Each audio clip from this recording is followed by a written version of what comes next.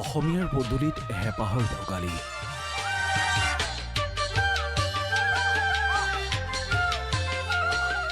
ৰঙে ৰসে উলহ মালহে এখোজ দুখোজকৈ আহিছে ভোগালী।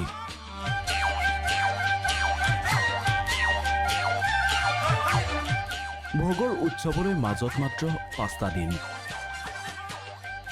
ৰাজ্যজুৰি আৰম্ভ হৈছে ভোগালীৰ ব্যাপক প্ৰস্তুতি।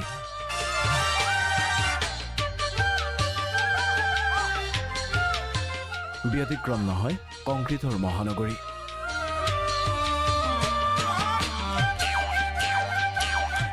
মহানগৰী পাথৰ কুঁৱৰীটো প্ৰতি বছৰৰ দৰে এইবাৰো ভোগালীৰ বৃহৎ আয়োজন। যান্ত্ৰিকতাৰ মহানগৰীত চহা অসমীয়াৰ গ্ৰাম্য সংস্কৃতিক তুলি ধৰিবলৈ চেষ্টা কৰিছে বৃহত্তৰ পাথৰ কুঁৱৰী ভোগালী বিহু উদযাপন সমিতিয়ে। সাজি উলিয়াইছে এটা ভেলাঘৰ, সাজি উলিয়াইছে এটা খেৰৰ ঘৰ, চোতালতে আছে ভঁৰাল, গোসাঁই ঘৰ, বাৰীও পাতিছে, আছে গোহালি।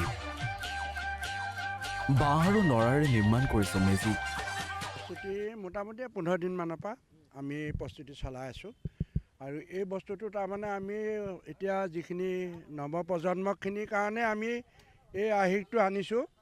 যিহেতু আমাৰ আজি বহুত বছৰে এনেকৈ পাতিছোঁ, কিন্তু যোৱা বছৰ আমাৰ খুব ভাল হৈছে। আৰু পৰম্পৰা আমি এইকেইটা নিয়ম পালিবই লাগিব। কাৰণ বোলে আমাক কোৱা হৈছে 3 বিহু 3 তিথি। এইকেইটা অসমীয়া পৰম্পৰা আজি অতীজৰ পৰা চলি আহি আছে আৰু আমি চলাই নিয়াৰ প্ৰয়াস কৰিছোঁ। উঠি অহা প্ৰজন্মক যাতে এনেকুৱা এটা বাৰ্তা দিয়ে যে আমি পৰম্পৰা এৰিব নোৱাৰোঁ। কাৰণ কিহত আমি যিহেতু অসমীয়া মানুহৰ এইটোৱে যে 3টা বিহু, যেনেকৈ কাতি বিহু বোলে কঙালী, মাঘ বিহু ভোগালী। এইটো আমাৰ পোহৰ দুমাহীৰ দিনাখন আমাৰ সংক্ৰান্তি পৰে। আৰু মাঘ মাহটো আমাৰ বহুত মানে পুণ্যৱান মানে মাহ বুলি কোৱা হৈছে। কংক্ৰিটৰ মহানগৰীত নতুন প্ৰজন্মক অসমীয়াৰ গ্ৰাম্য ব্যৱস্থাত থকা জীৱন ধৰণৰ প্ৰণালীক যাতে চিনাকি কৰাই দিব পাৰে, তাৰ কাৰণে এই প্ৰয়াস উদযাপন সমিতিৰ। 1 নম্বৰতে হ'ল আমি গাঁৱৰ পৰা অহা মানুহ, আমি গাঁৱলীয়া মানুহ। আজি 2 দিনমান বা কেইবছৰমান গুৱাহাটীত থাকিলোঁ বুলি আমি চহৰীয়া হৈ নাযাওঁ। হয়তো আমি যিহেতু আমাৰ জন্মগত যিহেতু আমাৰ তেজ গাঁৱৰ পৰা অহা, গতিকে গাঁৱৰ গোটেই কামখিনি আমাৰ মুখস্থ আছে। লগতে এতিয়া যিহেতু নতুন প্ৰজন্মই আমাৰ গাঁৱৰ যিটো বসবাসৰ ধাৰণা, গাঁৱৰ যিটো ধাৰণা, সেই ধাৰণাখিনি সম্পৰ্কত অৱগত নহয়। গতিকে আমি সেই ধাৰণাটো দিয়াৰ কাৰণে যে আমি কি কাম কৰি আমি এই অৱস্থাত পাইছোঁ, তেওঁলোকেও তাৰ পৰা প্ৰেৰণা পাওক বুলি আমি এখন সুন্দৰ গাঁৱৰ পৰিৱেশ দিয়াৰ চেষ্টা কৰিছোঁ।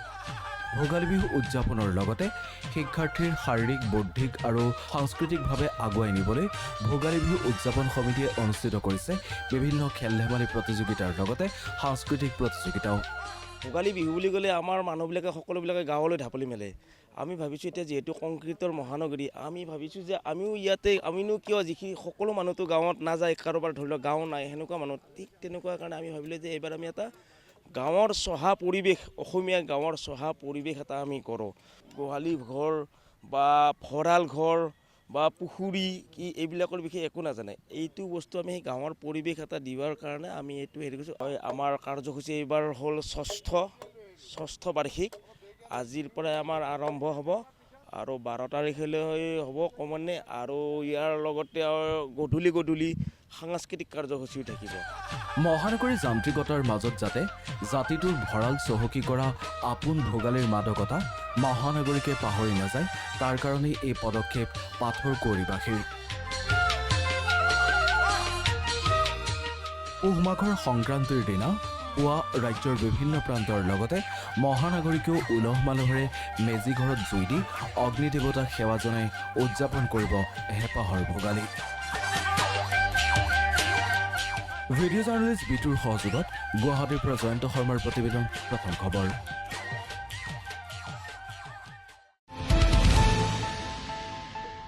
अन्नपूर्णा काव घी देश के हर एक खाने को लजीज बनाता है।